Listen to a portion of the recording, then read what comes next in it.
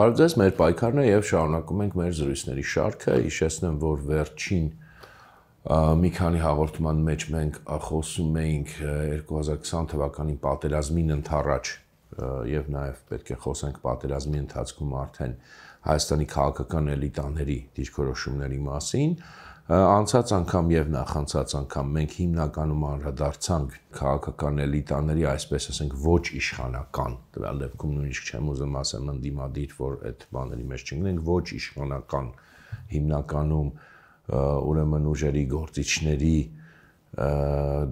դրսևորմանը եւ ելի ենք անդրադառնալու, շարունակելու ենք այս խոսակցությունը, որովհետեւ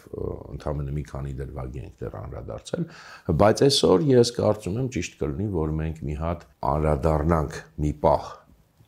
իշխող թիմի դիրքորոշումներին 2018-2020 թվականին պատերազմին ընդառաջ, նախ որպեսզի այս պատկերը հավասարակշռվի եւ ավելի ամբողջական պատկեր ստանանք։ Որոշ չափով մենք այս թեմաներին հատվածաբար այս մեր շարքում անդրադարձել ենք իրականում մեր պայքարի ընթացքում, երբ որ խոսել ենք 2018 թվականի հեղափոխությունից, դրան հետեւած քաղաքականությանը շատ մանրամասն չենք խոսել, իմիշելով, բայց որոշ չափով անդրադարձել ենք, բայց այդուհանդերձ որքան էլ որոշ դրվագներին այստեղի այս կամ այն ձևով անդրադարձած լինենք, այս կոնտեքստում կարևոր է կարծում եմ ամփոփել, հիշեցնել եւ հավելել իհարկե։ Հաստատ բոլոր ուրեմն հատվածներին չենք անդրադարձել, որպեսզի ել եմ ասում ավելի ամբողջական պատկեր ստանանք եւ հետո շարունակենք արդեն։ Ինչ էր ընդհանրապես անում իշխող թիմը։ Պետք է սկսենք նրանից, որ առհասարակ որևէ քաղաքական ուժ, որը 2018 թվականին իշխանության էր գալիս Հայաստանում կամ կառավարություն էր ձևավորում, եթե ինքը իրոք քաղաքական գիտակցության, քաղաքական մտածողության կրող էր, ինքը պետք է հասկանար, որ եթե չասենք այդպես երկիրը գնում է դեպի պատերազմ, չնայած դա պետք է հասկանար, բայց պետք է հասկանար, որ վտանգը մեծ է, որովհետև ցանկացած քաղաքական ստապ վերլուծություն 2016 թվականից առնվազն, ելի եմ շեշտում առնվազն, որտեղ շատերն են ասում, բան չի 2014-ից, չէ, բան չի 2012-ից,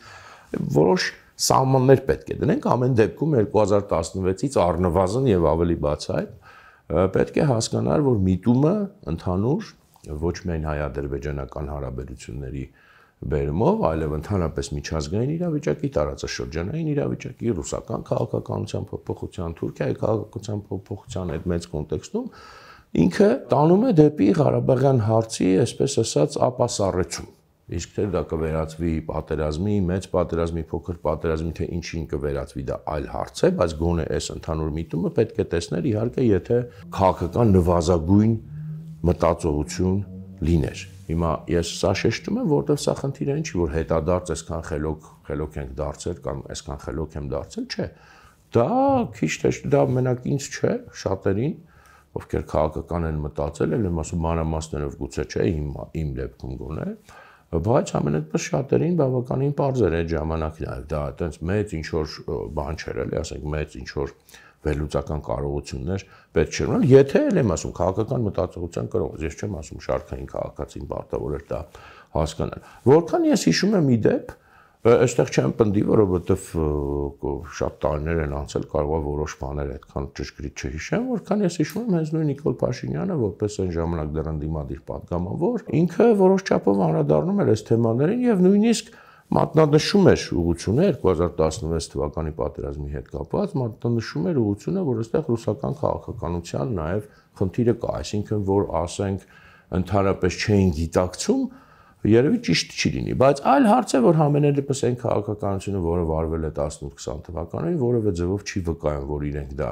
գիտակցել են կամ եթե գիտակցել են, այդ մարտահրավերին ընդառաջ, այդ գիտակցությանը համապատասխան քաղաքականություն են վարել։ Մենք նաև խոսել ենք, որ խնդիրը ավելի լայն է, այստեղ խնդիրը միայն Նիկոլ Փաշինյանը չի եւ միայն քաղաքացիական պայմանագիրը չի, շատ կարեւոր է սա, իրականում ժողովուրդ ջան, ես սա շատ կարեւոր եմ համարում, խնդիրը ընդհանրապես 2018 թվականի հեղափոխությունն է, սրա մասին հաստատ խոսել ենք, բայց ես շատ եմ կարևորում այս թեման, դրա համար նորից շեշտում եմ, մենք մինչև չհասկանանք, որ 2018 թվականի հեղափոխությունը, այսպես կոչված հեղափոխությունը, ամեն անգամ դա միշտ չի որ հիշում եմ, որ դա պետք է ավելացնեմ, դուք միշտ պատկերացրեք Չակերտներում եմ ես դա ասում, ինքը ընդհանրապես լուրջ հենց իր հիմնարար, հենց իր հիմքում խնդիր ուներ, եւ այդ խնդիրը մենք պետք է գիտակցենք, որպեսզի կարողանանք հետագայում դրանից խուսափել, մինչեւ մենք դա չհասկանանք, շատ դժվար կլինի ընդհանրապես էլի այս հենց իմիգվա իրավիճակից ելքեր գտնել, որտեղ հաճախ ելքերը, որոնք առաջարկվում են, իրենք փաստացի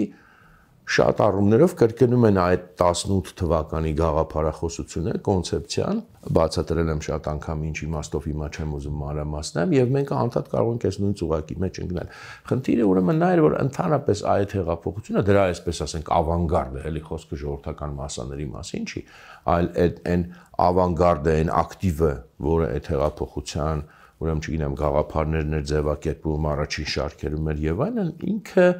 ըստ էության չուներ մեծ հաշվով որևէ ձևակերպված նախ լայն քաղաքական նպատակ բացի անձի փոփոխությունից, չուներ նաև մեծ հաշվով որևէ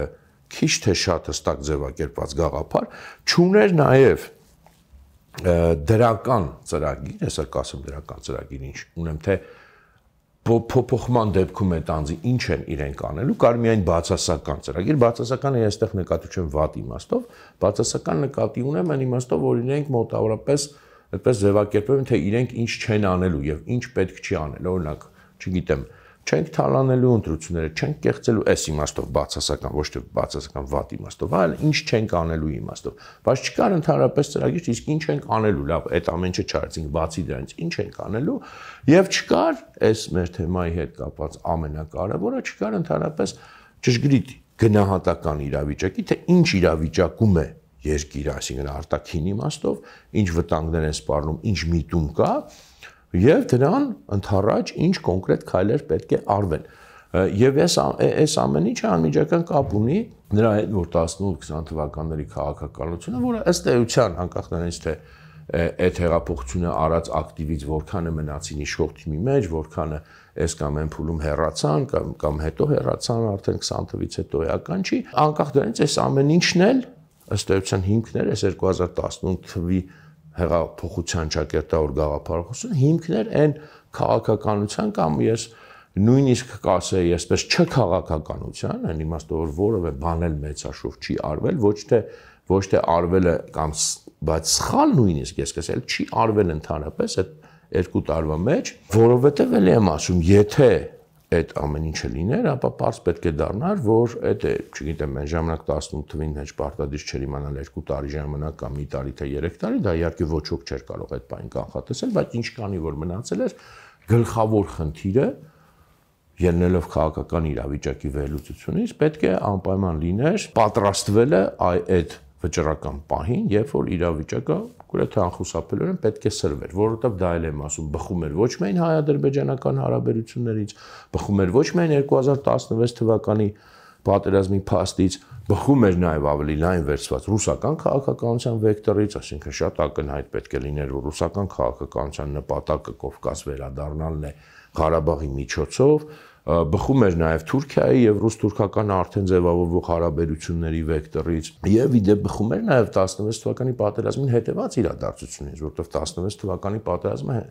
ուղղակի այդպես մի դեպք չէր, մի դրվագ չէր, ինքը անմիջական ամիսների ընթացքում անդրադարձ ունեցավ ակնհայտ նաև ներքին քաղաքականության վրա, մենք կառավարության փոփոխություն ունեցանք, հիշում եք նոր վարչապետ եկավ, նոր նախարարներ նշանակվեցին, շատ բաներ տեղի ունեցան, որոնք նախկին տրամաբանությունից ներքաղաքական դուրս էին եւ այլն, այսինքն ակնհայտ մի հատ process էր գնում։ Եվ ի վերջո հենց 18 թվականի հեղափոխությունն էլ շատ ենք ասել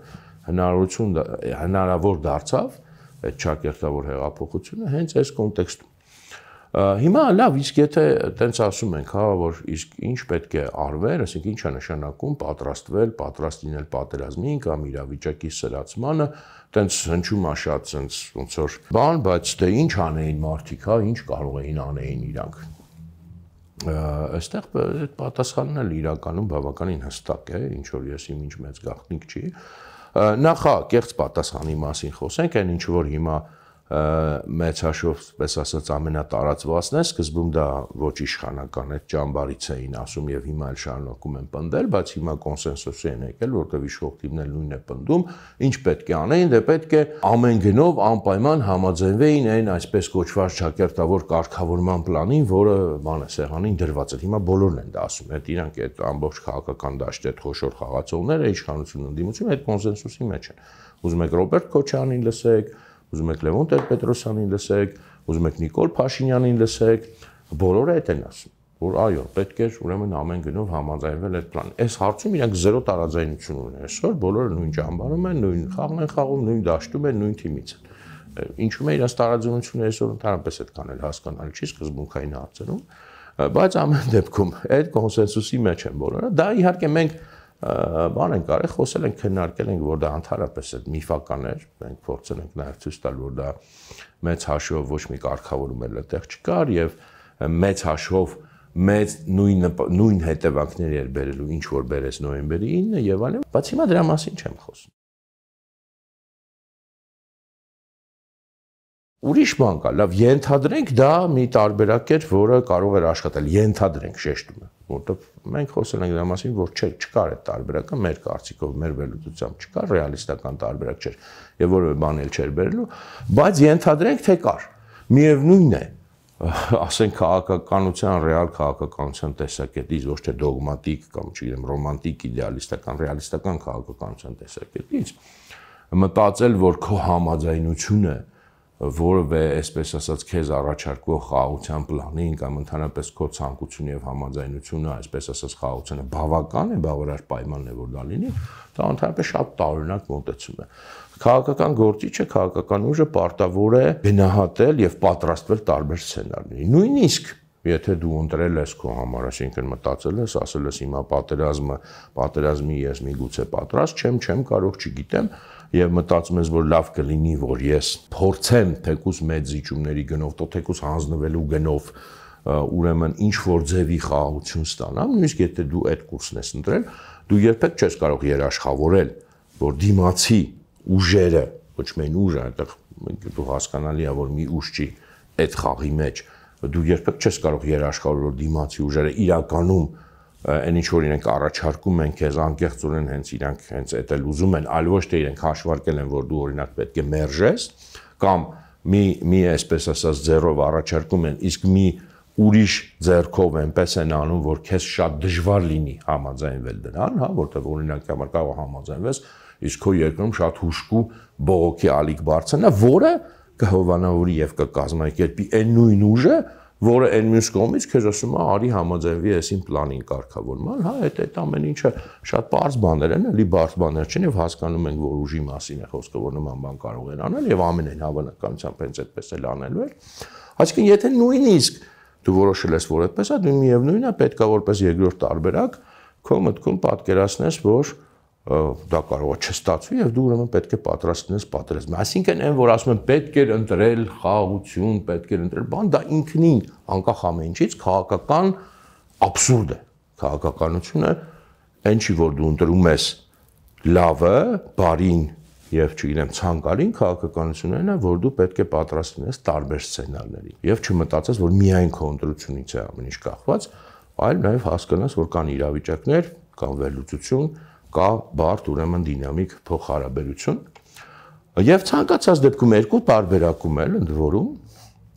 եթե դու ընտրել ես օրինակ խաղաղության, այսպես ասած ճակերտավոր խաղաղության տվյալ դեպքում տարբերակը կամ պատերազմի տարբերակը, ինչ դու պետք է անես, իրական երկու դեպքում էլ գրեթե նույն բանը պետք է անես, որովհետեւ եւ պատերազմին պատրաստվելը եւ այսպես ասած շատ հին, այսպես ասած կոնֆլիկտի, սառեցված կոնֆլիկտի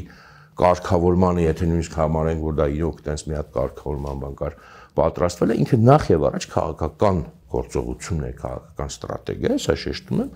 ռազմական իհարկե նաեւ իր հերթին պատերազմի մասին է եթե խոսքը, բայց նախ եւ առաջ քաղաքական։ Սա շեշտում եմ, որտեղ հա, երբ որ ասում ենք պատրաստվել պատերազմին, դե պարզ է, մարդիկ առաջին հերթին պատկերացնում են, դե ինչ է նշանակում պատրաստվել պատերազմին, զենք առնենք, բանակը բանանենք, հա, այդ ամեն ինչը կարեւոր է, բայց դա չի առաջինը։ Պատերազմին պատրաստվում է պետությունը նախ եւ առաջ քաղաքական իմաստով։ Սա աքսիոմ է, պատմաքաղաքական աքսիոմ է, որը ցավոք սրտի մեր երկրում այն որ ժողովուրդը այդքան լավ չգիտակցում նորմալ է, բայց մյուս քաղաքական գործիչների մակարդակով իրոք ունես տպավորություն չեն հասկանում դա։ Որոշները իհարկե ոչ բոլորը, բայց այդ տպավորությունը կա, որ իրոք չեն հասկանում եւ տենց կարող զարմացած աչքերով քեզնեն բա ոնց պատրաստվեինք պատերազմի գնայինք, ինչ զենք առնեինք, չգիտեմ ռուսները մեզ ենք չենք ծախում եւ այլն, բայց սա կարեւոր հարց են, բայց առաջինը քաղաքական, իսկ ինչպես Ինչ է նշանակում քաղաքական իմաստով պատրաստվել պատերազմին։ Առաջին հերթին, որպեսզի պետությունը պատրաստնի պատերազմին եւ պատերազմին ընդառաջ, մանավանդ պետությունը, որը հենց նոր ուրեմն հեղափոխական իշխանափոխության process-ի միջով է անցել եւ անցնում է, իր առաջին խնդիրը պետք է լինի ներքին քիչ թե շատ կենտրոնացման,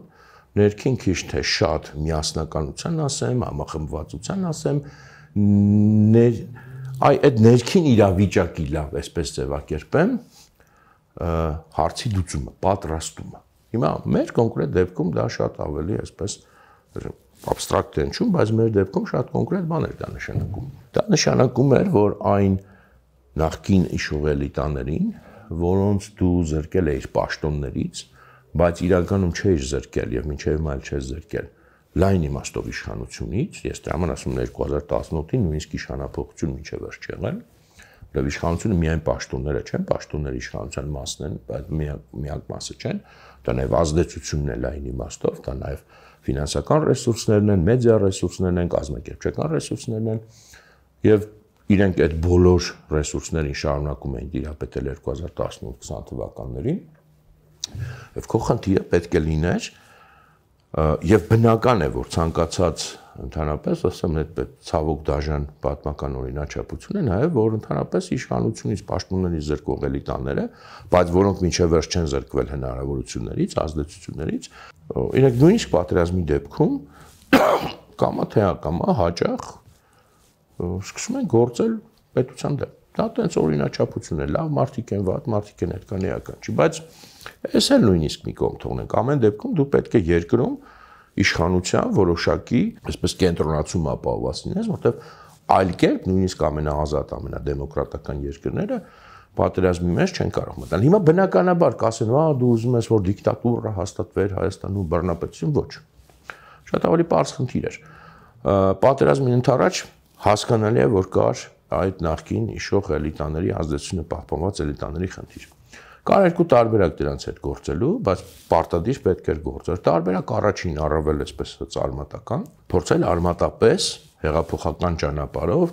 բայց իհարկե օրենքի սահմաններում այդ միշտ կարելի էր այդ տարբերակները գտնել եւ այն ժամանակ նման առաջարկներ կային, լուծել իրենց այդ ազդեցության հարցը, այսինքն ամեն ինչ անել, որ իրենք հնարավորինս զրկվեն ազդեցությունից, որովհետեւ ցանկացած թափ մտածող քաղաքական մարդ պետք է հասկանար, որ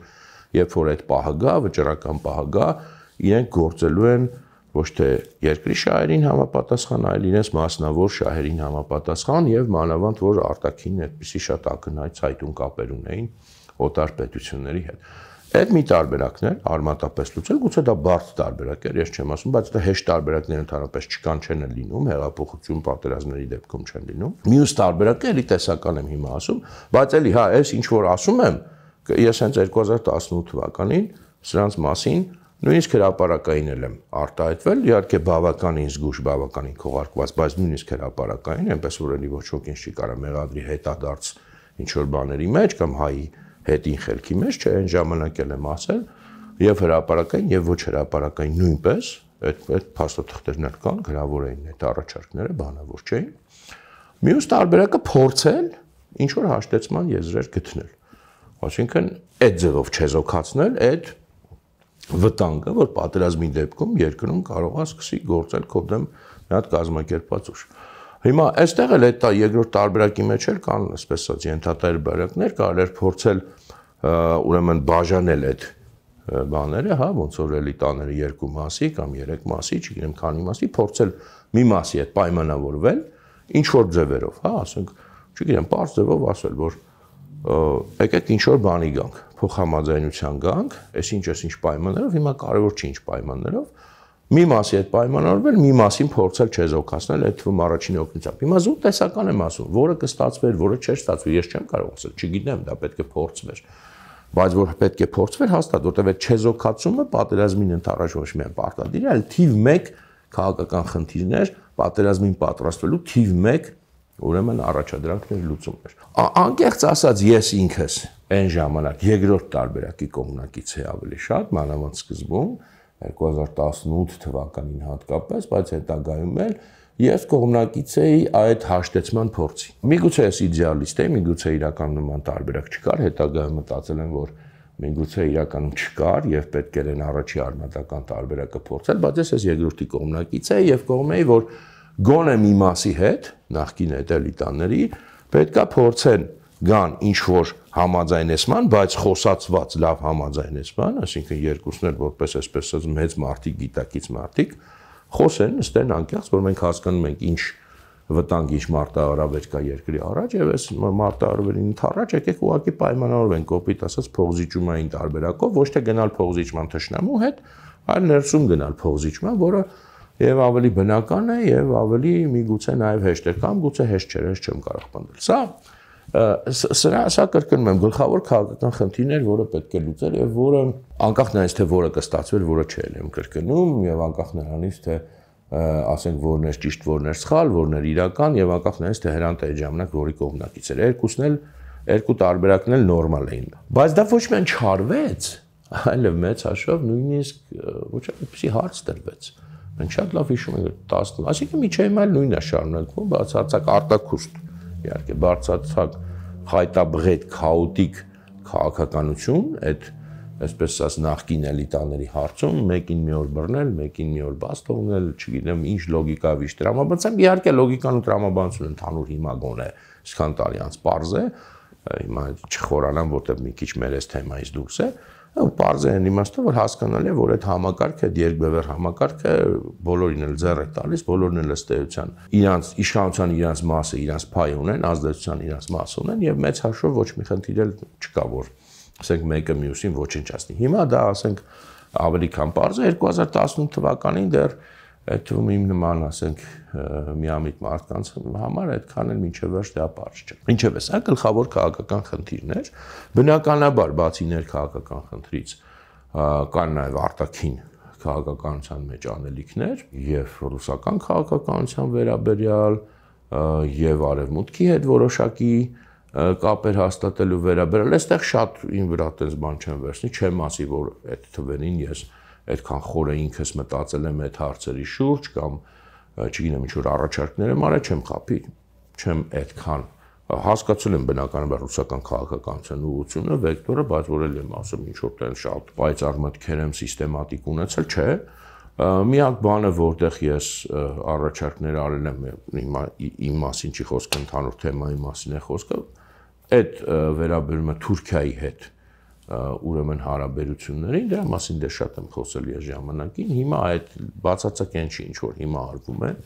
խոսքը հենց պատերազմին ընդառաջ եւ ռուս-թուրքական այդ դաշինքի հետ ամենաթեժ պահին ուրեմն որոշակի քաղաքական փորձեր անելն էր Թուրքիայի հետ ինչ որ խոսակցության մեջ մտնելու առումով, ես քան ու շատ մանրամասն այս թեմայի մասին խոսել եմ, հիմա բան չանեմ, եթե ինչ որ մեկը չի լսել զարմանա, ասի ես ինչա խոսում բան, եւ խնդրում եմ էլի կան հին հաղորդումները, եթե դժվար չի, վերցեք նայեք, որ ճիշտ հասկացվի իմ խոսքը։ Այս էր ընդհանուր առմամբ ինչ որ պետք է արվեր հիմա, որ շատ խորանանք, կարանք մանրամասնենք, բայց չենք տեղավորվում մի հաղորդման մեջ։ Իսկ ինչ ընդհանրապես արվել իրականում։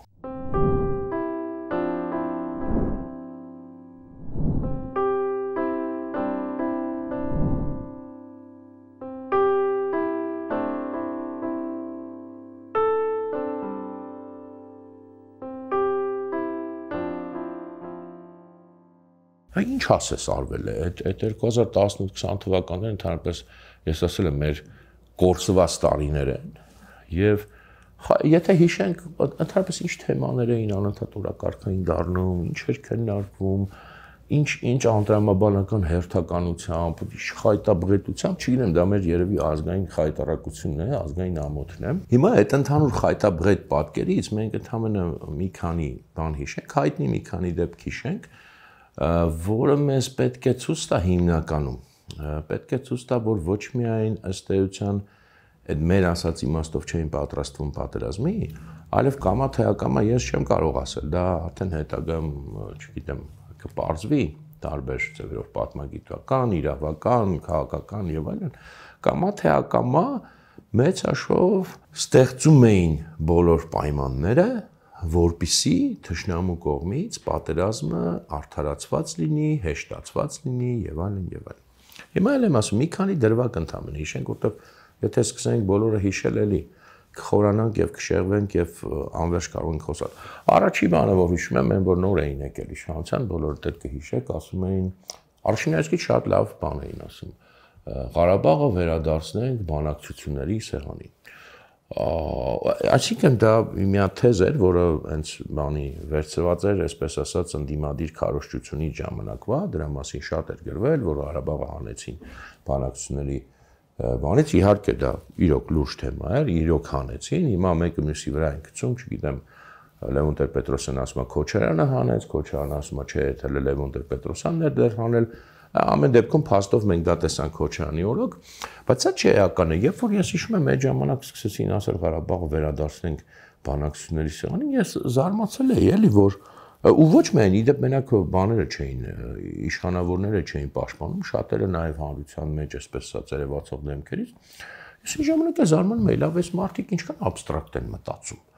Հիմա իհարկե չեմ զարմանում, որտեղ մինչև հիմա նույնիսկ ես ամեն ինչից հետո ոնց որ այդ մտածողությունը չի փոխվում, ինքը անհնար է դա փոխել, դա ինչ որ մի հատ տարօրինակ, երբ որ մարդիկ абստրակտ են մտածում եւ չեն հասկանում, որ քաղաքականությունը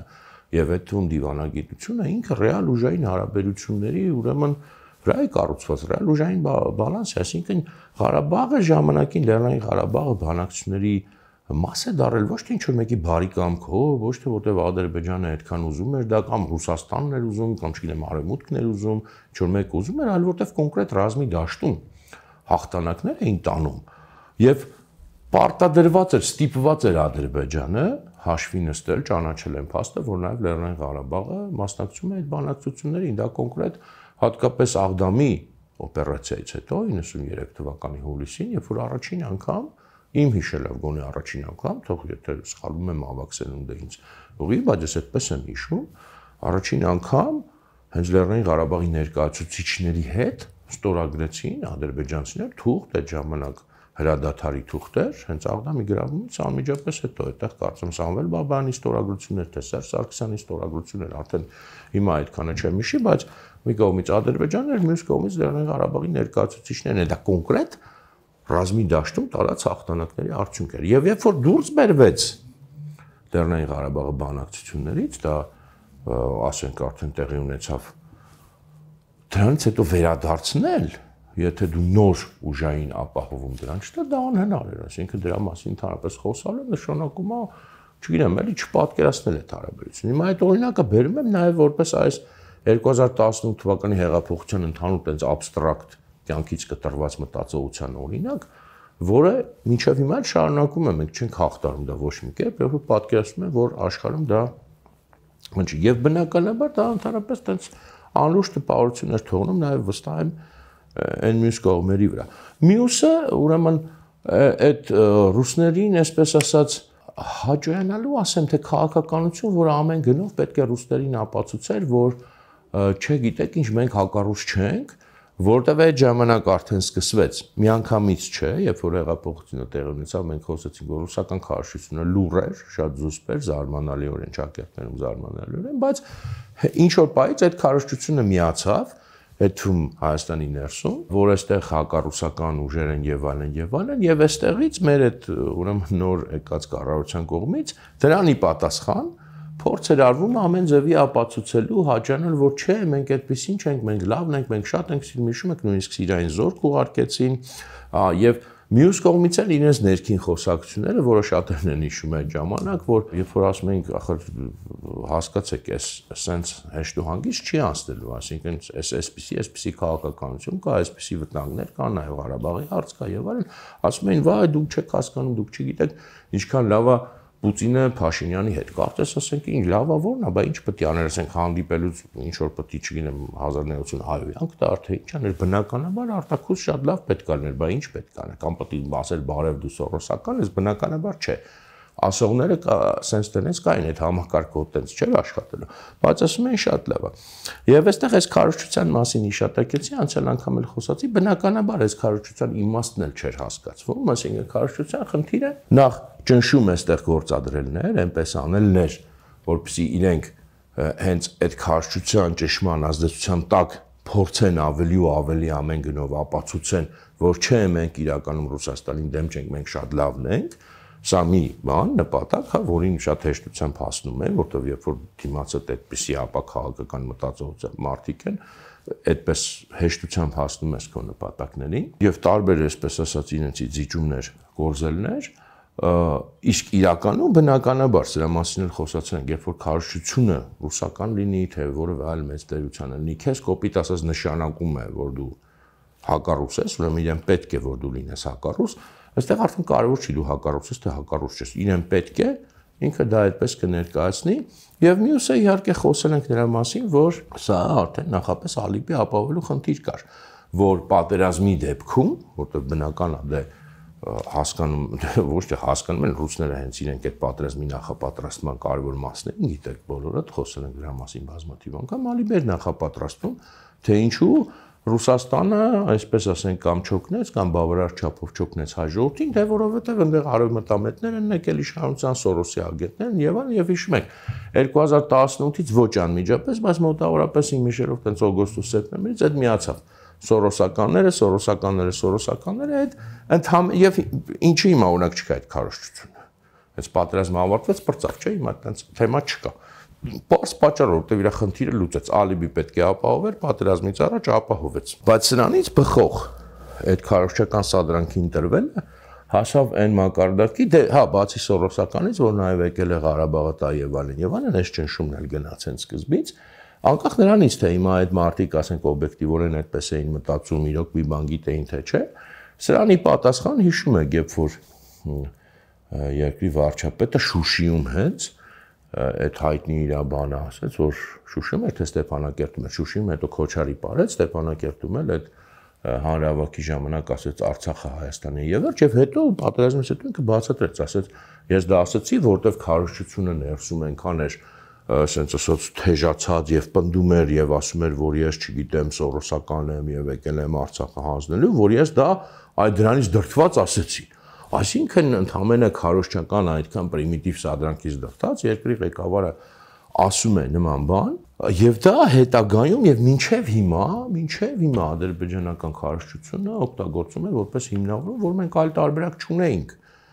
Դրա համար մենք ստիպված ուժային գործողությունների դիմեցինք, որովհետև տեսեք, այս երկրի բաներ, ղեկավարներ գնաց տես բան ասեց։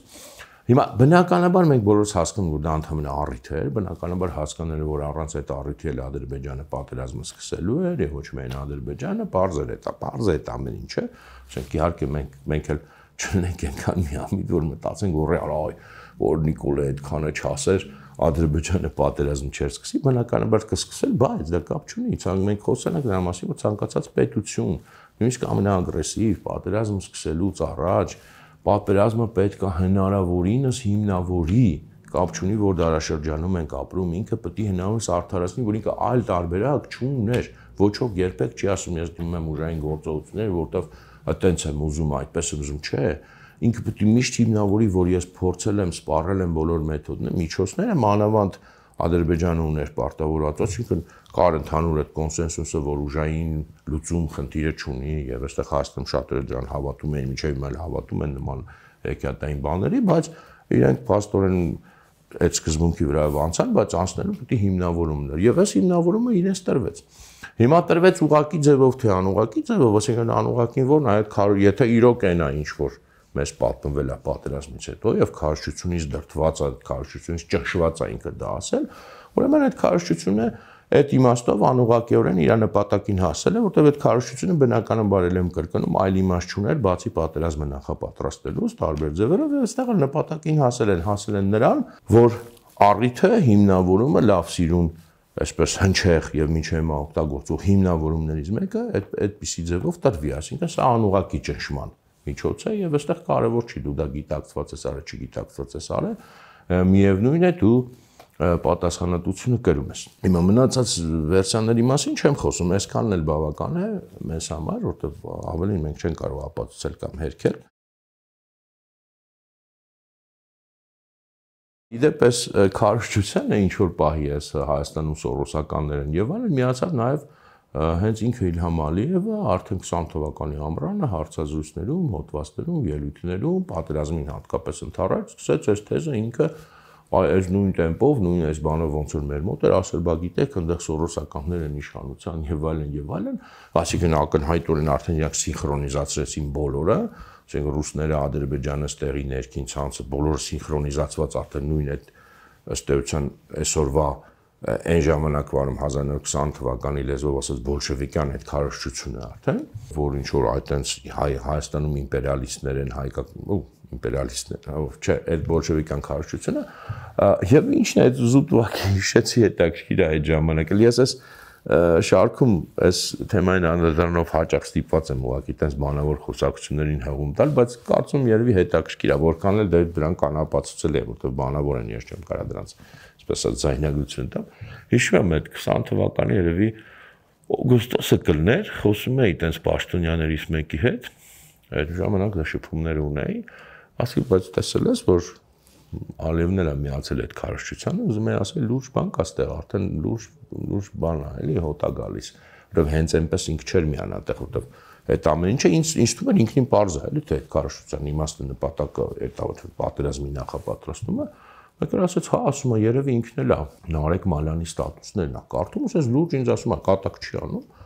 Օբշեսնանում եմ մտածում, լավ, այս մարդիկ էս ինչ ձև, ինչ տարօրինակ ձև են մտածում, այսինքն լուրջ մտածում է, որ Իլհամ Ալիևը, բայց իրոք հեգնանք չկար իր խոսքի մեջ։ Ես որտեվ հետո թեման փորձեցի շարունակել, զգացի, որ անիմաստ է, անհույս է, ինչ որ ես ասում եմ, թվում է ինչ որ կոնսպիրոլոգիա իրենց։ Այսինքն լուրջ նստած մտածում եմ, որ Իլհամ Ալիևը այդքան բանուգործ չունի, պարապա մնացել, Հայաստանի ներքին քարոզչությունը ցան հիման վրա պետք է ինչ-որ հայտարարություններ անի եւ ընդհանրապես իր խոսքը պետք է կոնկրետ իմաստ ունենա, քաղաքական խոսքը հենց այնպես չի ինքը հանկարծ սկսում հիշել, ասենք որ սորոսականներ են Հայաստանում, չի հիմա չի հիշում, հիմա չի դուրս գալիս ասում սորոսականներ են Հայաստանում, բայց իրանց թվում է որ այսինքն այդ աստիճանի կոնտեքստից դուրս այդ աստիճանի կենտրոնացված իրանց այդ նախկին մինչև իշխանության գալը եղած այդ քաղաքացիական հասարակությունը այդ վիճակների մեջ, որտեղ կարևոր էր իրենց համար այտենց տարբեր, չգիտեմ, Facebook-ում ստատուսները, գրառումները եւ չգիտեմ ինչ է, էլի, այսինքն ներքին այդ խոհանոցը, առանց հասկանալու, որ դա այտենց ներքին խոհանոց չի իրական։ Մի խոսքով, եւ հետո արդեն գալիս է 20 թվականի օգոստոսին էլի այտենց հայտնի դեպքեր, բայց շատ կարևոր, երբ որ Սևրի պայմանագրի 100-ամյակներ, սա էլ բոլորը հիշում եք եւ այդ ժամանակ արդեն ակնհայտ էր, մեզ էր ակնհայտ էլ ուր մնաց իշխանություն ունեցող մարդկանց, որ Թուրքիան մտել է թեմայի մեջ, նախ արդեն այդ զորավարժություններն էին եղել համատեղ Ադրբեջանի հետ, երկրորդը ընդ որում ռուսական քարոզչությունն էր միացել այդ ժամանակ արդեն, Մարգարիտա Սիմոնյաններով, տարբեր ձևերով, բաց ասում էին, հիմա այսքան բան են անում, կգա հեսա շուտով ժամանակ է գալու, որ նորից ռուս ժողովուրդը փրկելու հայ ժողովրդին յաթաղաններից։ Ես հիշում եմ այդ ժամանակ էլ արձագանքեցի, որովհետև յաթաղանները Ադրբեջանը չի յաթաղանը, ակնհայտորեն Թուրքիան է։ Իսկ ինչ ա եղել, որ անկարծ Ռուսաստանը պետք է հայ ժողովրդին փրկի յաթաղաններից ակնհայտ էր, որ սա արդեն Թուրքիայի թեման էին իրենք բարձրացնում եւ սինխրոնիզացված, համաձայնեցված, այսինքն նաև քարոզչության մակարդակում այդ թեման բարձրացնում էին, նախապատրաստում էին հայ ժողովրդի փրկությունը, նախապատրաստում էին Թուրքիայի մուտքը պատերազմին եւ այդ բնականաբար ամեն ինչը համաձայնեցված սրա մասին խոսել են եւ այդ ֆոնին, այդ պայմաններում հանկարծ Սևրի այդ պայմանագրի 100-ամյակին երկրի վարչապետը դուրս է գալիս եւ ինչ որ այտենց Թուրքիային հաթաթա տալու բաներ է անում։ Իհարկե հիմա իրենք ասում են, որ իրենք շատ են փոշմանել դրա համար իհվալին։ Դա իրական չի։ Փոշմաններ են, բայց իրականում ինչ որ իրանք հիմա անում են իբր դրան ճիշտ հակառակը, դա էլ մի հատ ուրիշ լրիվ սխալ է։ Եվ բացի երկրի վարչապետից ես դրանից շատ զարմացա, ճիշտն ասած։ Շատ տարբեր պատճառներով զարմացա, հիմա էլի չեմ ուզում տարբեր sense հանգամանքներ պատմեմ իմ անձնական շփումներից, չգիտեմ, մի անգամ գուցե եւ պատմած եղել եմ, բայց հիմա դրա ժամանակ ուղղակի չկա, մի քիչ երկար է, մի օր գուցե բանեմ, շատ զարմացա իհարկե, որ այդ իրավիճակում չէի սպասում, ես իրոք անկեղծ չէի սպասում, որ այդ իրավիճակում հանկարծ կարելի է դուրս գալ եւ ինչ որ ընդ որում ոչ քաղաքական, այդպես ռետորական չէ գեղարվեստական հաթաթաներ տալ Թուրքիային։ Եվ էլ ավելի զարմացա, երբ որ տեսա, որ լավ երկրի վարչապետը, երկրի նախագահը նույնպես, Արմեն Սարգսյանն այն ժամանակ, էլ իմ համար շատ զարմանել էր, դուրս եկավ եւ էլ այդ նույն ոճի մեջ, այսինքն այստեղ իմ մոտ արդեն սկսեցին հարցեր ծագել, ճիշտ ասած, ես ասացի, լավ, ինչքան կարելի է ենթադրել, որ մարդիկ չեն հասկանում ինչ են անում։ Այստեղ արդեն իսկականից իմ համար շատ զարմանալի էր եւ ինչ որտեղ նաեւ կասկածելի, որովհետեւ եւ վարչապետի եւ նախագահի մակարդակով այդ արդեն ակնհայտ մթնոլորտում Թուրքիային միատել էսպես բան անելը իրոք տարօրինակ էր եւ այստեղ էլի հիմա ես չեմ ուզում ասեմ գիտակցված հատուկ արեցին եւ այլն դա չես կարող ես չեմ կարող նման բաները բնականաբար ասել որովհետեւ չեմ կարող հիմնավորել կամ հերքել ոչ էլ ինքս անկեղծ ասած ունեմ վերջնական եզրակացություն բայց մի բան պարզ է որ էլի կարեւոր չի կամա թե ակամա բայց ես ենթադրում եմ, որ ամենայն հավանականությամբ սա պատահականություն չի, ինչ իմաստով, պարտադիր չի նույնիսկ, որ մարդը ինքը գիտակցի, թե ինչ է ինքը անում։ Եթե մարդու հետ աշխատում են, մարդու վրա աշխատում են, իսկ բնականաբար աշխատում են, հասկանալով արդեն նրա հոգեբանությունը եւ այլն, այդքան դժվար չի պատրաստված կառույցների, ինստիտուտների համար բերել անուղակի ինչ-որ ձևերով, միգուցե ինչ-որ խոստումներ տալով, միգուցե ինչ-որ այսպես ոչ թե բաց խոստումներ, այլ չգիտեմ, ինչ-որ մի բան հասկացնելով, որ ոչինչ դու ասա մենք կանք, ինչ-որ այդ տիպի մթնոլորտ ստեղծելով, չեմ կարող ես հիմա ասել, բերել նրան, որ ինքը այդ աստիճանի, որտեղ շատ դժվար է պատկերացնել, որ ինչքան էլ քաղաքական գործիչը, չգիտեմ, անպատրաստ լինի, ինչքան էլ ոչինչ բան չհասկանա, շատ դժվար է պատկերացնել, որտեղ ի վերջո մարդիկ ուղեղի զուրկ չեն լրիվ ասենք այդ իրավիճակում դուրս գալ Թուրքիային հատատատալ, երկու բան կարա նշանակի, կամ դու քո գլխին բերում ես, այսպես ասած, պատմություն, կամ դու օգնում ես ուղղակի իրանց էլի, որպեսզի իրանք հնարավորինս այդ գործողությունները արդարացնեն, արդարացում գտնեն, կամ դու ինչ որ պատճառով վստահություն ունես, չգիտեմ, տպավորություն ունես, ոչ շուտ վստահություն, տպավորություն, քիչ է, որ դու կարող ես դա անել, որովհետև դու ունես, չգիտեմ, թիկունք, մեջք, որովհետև հասկանալ է, որ Հայաստանը այդպես առանձին վերցած Թուրքիայի վրա հաթաթա, ով ուզում է սեղի, այդպես Թուրքիայի վրա հաթաթալը Հայաստանի կողմից adekvat չի ամեն դեպքում այդ ոչի մեջ, հա, ասենք ես չեմ ասում Թուրքիային ընդհանրապես հենց հաթաթալը, հա, չեմ ասում քննադատել թուրքական քաղաքականությունը կամ ասենք մեր պահանջները դնել դա ուշ, բայց հաթաթալը ես այս երկու տարբերակն եմ տեսնում կամ էսա կամ էնա եւ ենթադրում եմ որ երևի երկրորդ տարբերակն է եղել որ այնպես են պիսի տպավորություն ստեղծել որ ոչինչ դուք հանգիստ բան արեք մենք տեր ենք էլի հավանաբար ամենայն դեպս բայց ինչ է եղած լինի սա էլ այդ նույն տրամաբանության մեջ է որ ոչ միայն չեն պատրաստվել այլև ամեն ինչ արել են եւ բերել են եւ հիմնավորել են նրանց այլ արդեն այսպես ասենք այն որ այն օրը խոսում ենք 6-րդ շարասյուն, պայմանական 6-րդ շարասյունի դերը, որպեսզի հնարավորինս հեշտացվի, հնարավորինս նախ ամեն ինչ այսպես ասած իրավիճակը փակվի, ելքեր չլինեն, որպեսզի այդ ռուս-թուրքական դաշինքը օրինակ ցեմենտ-բետոն դառնա, որովհետև բնականաբար այդ ռուսական պլանի մեջ գրված էր դե որ հայերը Երբ որ Թուրքիայի գործոնը լինի, իրանք պետք է այսինչ քայլեր անեն, շատ կանխատեսելի մեր համար, եւ դա ընդհանրապես ամրացնելու է այդ մեր, ուրեմն, էփած, ու ամրացնելու է էփածը չէ, ամրացնելու է մեր սարքած այդ կառույցը, այսինքն դա նշանակում է նախ ամրացնել, ցեմենտ-բետոն սարքել եւ այնպես անել, որ հանկարծ որևէ այլ տարբերակ չլինի, որ դա չգործի, եւ մյուսը նշանակում է այնպես անել, որ հնարավորինս արդարացված լինեն բոլոր գործողությունները կուտեն, որտեղ դե կներես, եթե համել մի հատ Թուրքիայի դեմ ես հաթաթատալիս, հա Թուրքիան այդպես մտնում է Ադրբեջանի տարածքով եւ քեզ քո մեջ փաստացի պատերազմի մեջ է մտնում, իհարկե սահմանափակ չափով ոնց որ նշել ենք, սա կարևոր է, բայց դու նաեւ այդ հիմնավորումը իրան քո ձեռքով տալիս ես։ Սա է ընդհանուր տրամաբանությունը եւ ընդհանուր եզրակացությունը, որ մի անգամ էլ կրկնենք, ոչ միայն չեն պատրաստվել, այլև պատրաստվել են մինուս իմաստով, պատրաստվել են հոգուտ թշնամու, պատրաստել են իրավիճակ, որպեսզի թշնամու համար հնարավորինս հեշտ լինի թե քաղաքական, թե կառուցչական իմաստներով։ Մի բան էլ հիշեցի, ես էլ երևի որպես հետգրություն, չգիտեմ, այդ մի պատմությունը կարող է մի քիչ երկրորդական թվա, բայց իմ համար միշտ այս ամեն ինչի այս չգիտեմ, ինչ որտեղ տրագիկ կոմեդիա է իհարկե, ողբերգություն է, բայց մյուս կողմից ինքը տենց սև հումորի տարեր ունի։ Այդ մի պատմությունը, դե չգիտեմ, էլի ես պատմում եմ, ես մեկը ասենք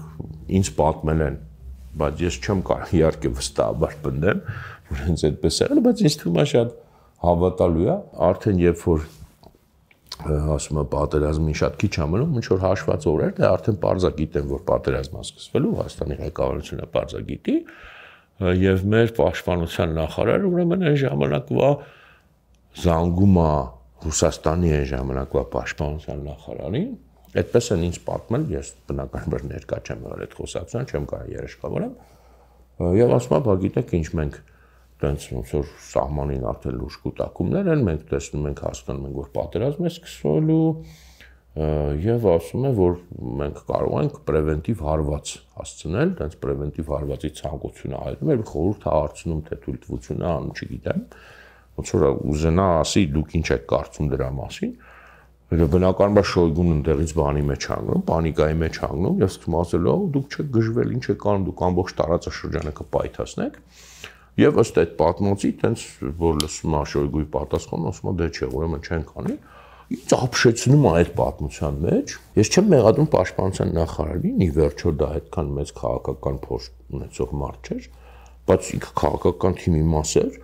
այսինքն ինչը որ ինքը արել է, դա քաղաքական ընդհանուր այդ ղեկավարության թիմի մտածողությունն է այդ բային արտահայտում, ինձ ապշեցնում է այն փաստը։ Իրոք էլ ասենք, որ մարդիկ այդ պահին իսկ չեն հասկացել, որ այսինքն ում եք դուք զանգում եւ ինչ եք ասում, դուք պատկերացնում եք, եթե դուք իրոք պրևենտիվ հարված հասնեք, դա ռուսների համար ինչ չէ լինելու, այդ ամենավատ սցենարներից մեկն է, որտեղ այդքան խնամքով ամեն ինչ նախապատրաստել են,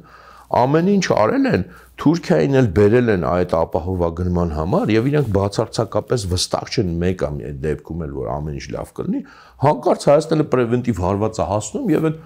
ամեն ինչը խախտում է։ Բոլոր պլանները խախտում է եւ չեմ ասում պարտադիր այլ կերպ էր պատերազմը դասավորել, բայց հաստատ առաջին իսկ օրվանից պլանը խախտվելու էր ռազմական իմաստով, հա։ Եվ դու զանգում ես այդ ամեն ինչի տիրոջը, Հովանավորին գլխավոր կազմակերպչին եւ իրանից այսպես ասած կարծիք ես ասում, այսինքն դու այդ աստիճանի չես հասկանում ինչա կատարվում, ոչ թե եմ ասում պաշտպանության նախարարը, այլ քաղաքական թիմը, որտեղ եթե պաշտպանության նախարարը դա անում է, նշանակում քաղաքական թիմի մտածողության մեջ ընդհանրապես դա տեղավորվում էր։ Նաև իրանք երևի նստել քննարկել են տես տողեկով, որտեղ պարզը պաշտպանության նախարարը ինքն իրան տես պրևենտիվ հարվածի միտք չի ծախի մոտ, երևի քննարկել է ում է զանգում տեղյակ պապ։ Լավ, կարա նույն հաջողությամբ զանգեր այնտեղ ով էր, չգիտեմ, բանի շտաբի պետը Ադրբեջանի կամ չգիտեմ պաշտպանության նախարարը ով էր այդ ժամանակ, այսօրվա այդ Աբիևներ թե Աբիևա ովա չեմ հիշում, կարար են Թուրքիա զանգեր նույն ձևի տեղյակ պահեր հարցնի, ինչ է կարծում։ Այսինքն այդ աստիճանի չհասկանալ ինչա կատարվում, ինչա նախապատրաստում, այս պատերազմի կողմերը ով են, կներեք էլի որ ժպտում եմ, ես հասկանում որ դա սա իսկական սև հումորի շարքից է, բայց ես մինչև հիմա այդ չեմ կարողանում մարսեմ այդ փաստը, որովհետև ես այն ժամանակ չէի պատկերացնում, որ իրանք այդ աստիճանի չեն բանում, հա, եթե պատկերացնեի միգուցե ես էլ ինձ այլ կերպ դրսևորել լավ էական չի դա։ Մի խոսքով, այս փաստը ինձ իրոք ապշեցնում է եւ ցույցի չա թե ինչ աստիճանի մարդիկ նույնիսկ պատերազմից մի քանի օր առաջ չեն հասկացել ինչի մեջ են իրենք մտնում։ Այսքանն է այսօր, կշարունակենք մյուս անգամ։ Շնորհակալություն ուշադրության համար։